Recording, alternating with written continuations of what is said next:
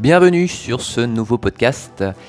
Je profite des vacances pour faire le point sur les élagages et un certain nombre d'aides qu'on a formulées auprès des mairies ou aussi des gares routières. Et je voudrais te partager tout ce qui a été fait là ces derniers jours, ces quelques temps. Alors les demandes d'élagage, je regardais, ça date déjà depuis le mois d'octobre.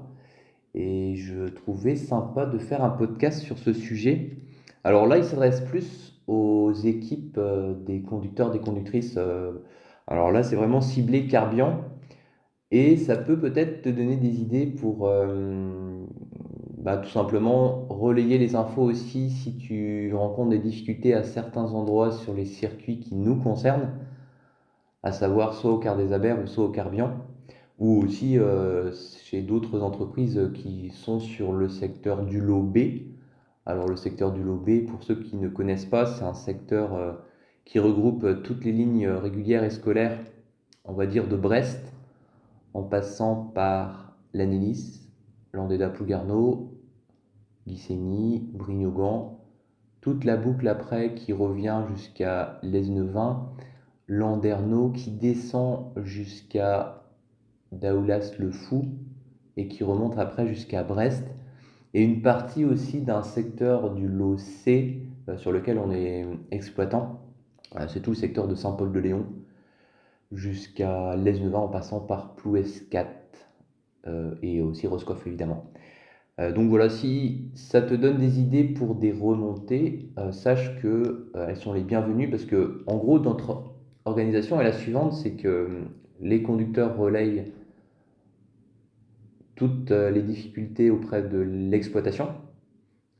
Et après, c'est l'exploitation qui me relaye toutes ces infos pour que je fasse les différents mails aux personnes concernées. Donc souvent, ce sont les mairies. Et je vais te donner tout de suite quelques exemples pour que ça puisse te parler, parce que j'aime bien parler de concret et on est en plein dedans. Donc voilà, je vais te partager les mails que je viens d'envoyer ces derniers jours. Alors là, juste aujourd'hui, c'est tout chaud. J'ai fait une demande. Alors, tu as dû le remarquer si tu assures la ligne 21 du réseau Bresgo. C'est la ligne qui fait Brest-Lesneven. Alors, depuis un moment déjà, au niveau du quai 2, en gare routière de Brest, il y a une grille qui n'est plus présente et il y a l'enrobé qui est en train de se creuser. Donc, concrètement, ça veut dire quoi? Ça veut dire que quand tu arrives avec ton car, donc tu prends large forcément pour pouvoir te garer, donc tu utilises ton porte-à-faux pour passer au-dessus du quai. Et comme ta roue avant, elle s'enfonce dans le trou parce que ça a été creusé, ça veut dire que si tu fais pas gaffe, il y a ton pare-choc qui va toucher le trottoir. Alors, c'est pas forcément le pare-choc, c'est plutôt le sabot, parce qu'il y a un sabot en fait juste en dessous le pare-choc. C'est une sorte de protection. Et donc le sabot, si tu es en plus avec un man qui sont assez bas, il va toucher le trottoir. Et c'est pour ça que quand je regardais bien, quand j'étais sur Brest l'autre jour, là, je voyais que le trottoir il commençait aussi à s'effriter à force de passer et de taper le sabot contre le trottoir. Bah maintenant c'est carrément le quai qui est en train de s'abîmer. Donc c'est pour ça que j'ai fait un mail avec la photo, comme j'ai l'habitude de faire, demandant une intervention pour pouvoir soit remplacer la grille, parce que la grille elle est absente, ou de faire des enrobés pour qu'on puisse passer de façon normale. Donc il y avait déjà ça, donc ça c'est à la gare de Brest. Après, il y avait des remontées aussi. Alors là, c'est sur Saint-Paul-de-Léon, quand tu fais les navettes de Saint-Ursule.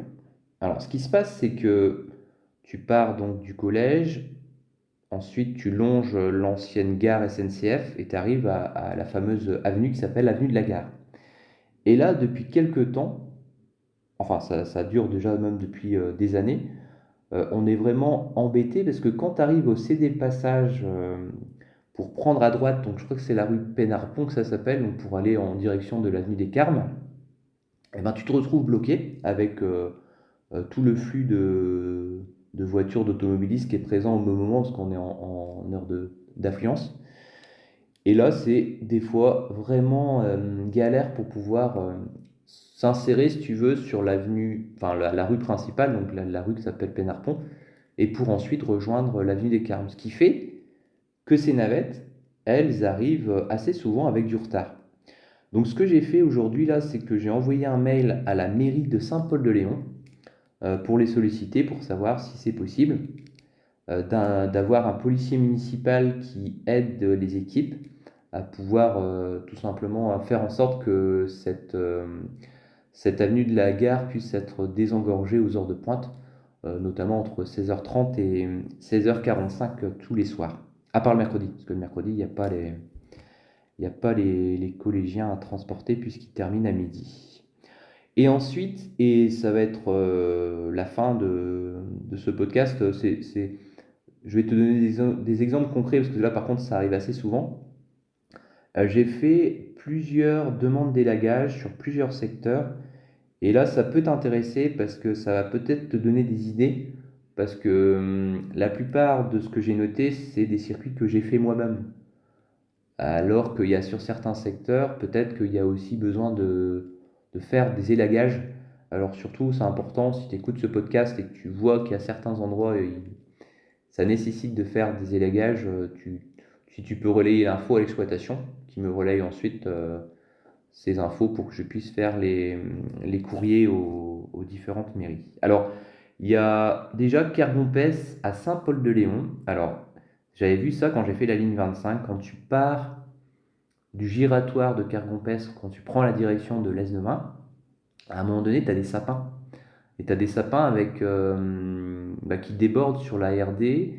Et là, quand j'avais fait d'ailleurs une vidéo, et j'ai entendu à un moment donné une branche qui s'est bien. Enfin, au passage du car, si tu veux, elle a tapé, je crois, soit dans le rétro, au niveau du rétro droit, ou soit au niveau d'une vitre. Et c'était assez marquant d'ailleurs. Donc, quand j'ai vu ça, dès que je suis rentré le lendemain, j'ai fait une demande d'élagage. Alors là, ça a été radical. Ils m'ont précisé qu'ils allaient abattre tous les sapins. Donc, je pense que c'est assez difficile parce que les sapins, ils sont importants et puis c'est vraiment en bordure de RD et ça demande un entretien forcément régulier. Donc là, a priori, en tout cas, à la date à laquelle j'enregistre ce podcast, le 23/12, normalement, ces sapins n'existent plus parce qu'on m'a répondu qu'ils allaient les abattre. C'était vers le 10 décembre, je crois. Donc normalement, ça a été résolu. Après, j'ai fait Trégarantec. Alors, Trégarantec, c'est quand tu fais la 2156-2, tu sors du bourg de Trégarantec et quand tu prends, quand tu fais le circuit par contre du soir, du retour, et ben entre la sortie du bourg et jusque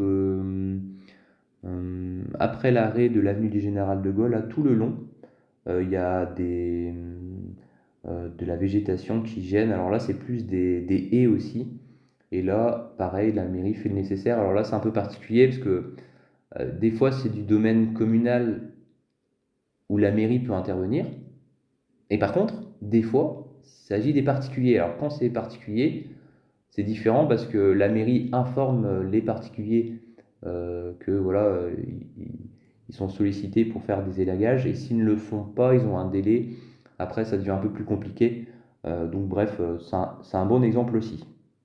Après, j'ai fait une demande à Plounévez-le-Christ au niveau de... Alors je crois que c'est l'avenue des Acacias que ça s'appelle.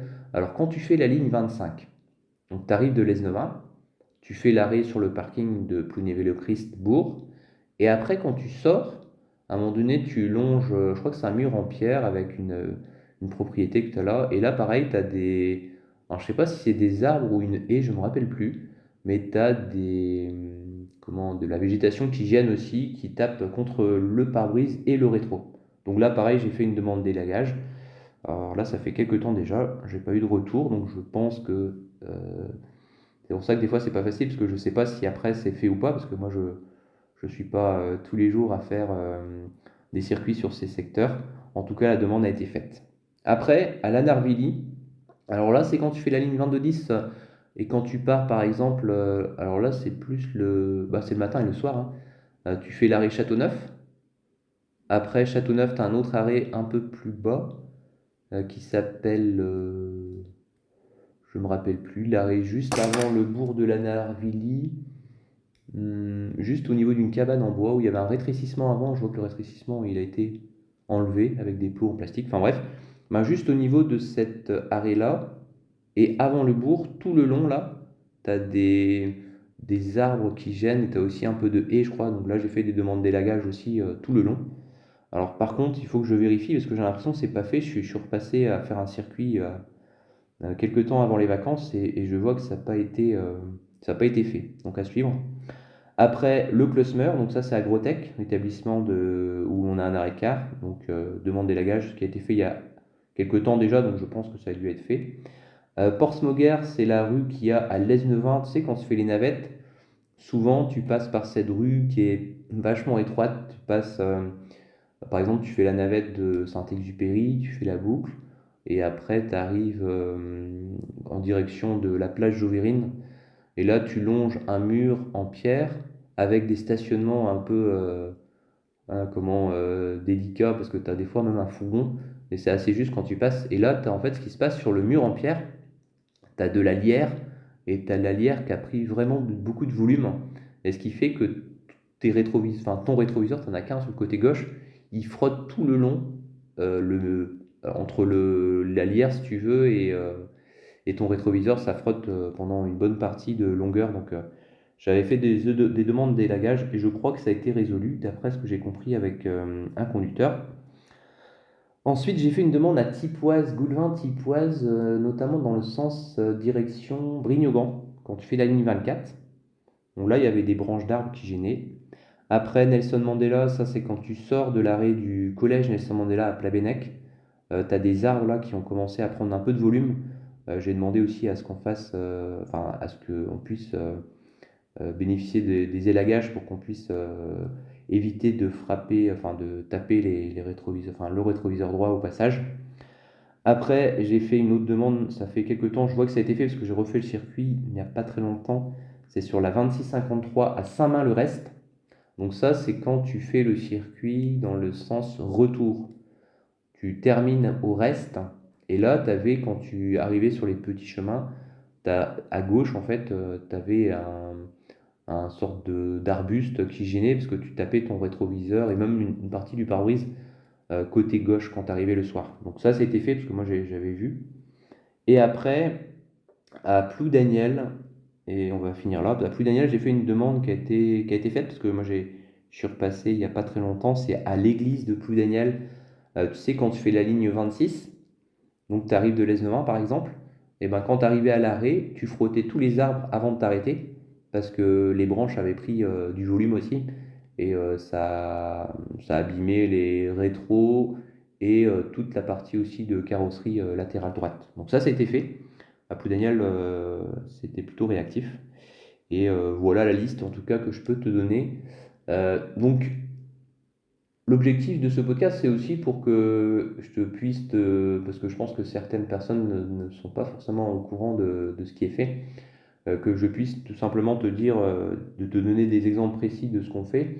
Et comme ça, si toi tu vois dans le futur des endroits qui seraient susceptibles d'être améliorés, alors ça ne concerne pas que des allagages, hein, ça peut être sur plein d'autres sujets, tu peux relayer l'info à l'exploitation. Et après, l'exploitation me fait part de ses remarques. Et puis après, en général, je fais tout simplement un écrit à la mairie. Ce sont souvent les mairies qui sont concernées. Des fois, ça peut être tout simplement aussi des abris qui sont détériorés, des poteaux d'arrêt qui sont tombés par terre, des poteaux d'arrêt où il manque une vitrine, par exemple, des choses comme ça. Enfin, bon, voilà, c'est comment des petites choses, mais finalement, je trouve cumulées, qui ont toute leur importance, parce que quand, par exemple, progressivement, tu demandes de remettre en état un abri voyageur, bah, ça va à la fois améliorer le confort des voyageurs, et ça permet aussi aux conducteurs bah, de bénéficier des arrêts comme en bon état, donc c'est quand même plus agréable d'être sur un réseau qui est bien entretenu de façon générale. Et après, nous, on a des contacts justement pour relayer les infos en fonction des situations. Donc, par exemple, pour les départements, pour les abris départementaux, parce qu'il y a quelques abris départementaux, on a un contact. Après, pour les poteaux, on fait le relais auprès de la région qui ont aussi des contacts parce que c'est une entreprise qui s'occupe de ça. Et après, les gares routières, pareil, on a des contacts en gare routière pour améliorer certaines situations. Et c'est le cas, par exemple, là, du quai numéro 2. On va s'arrêter là pour ce podcast. Et puis, si ça t'a donné des idées, surtout, parle-en à l'exploitation si tu as des remarques à formuler, des demandes.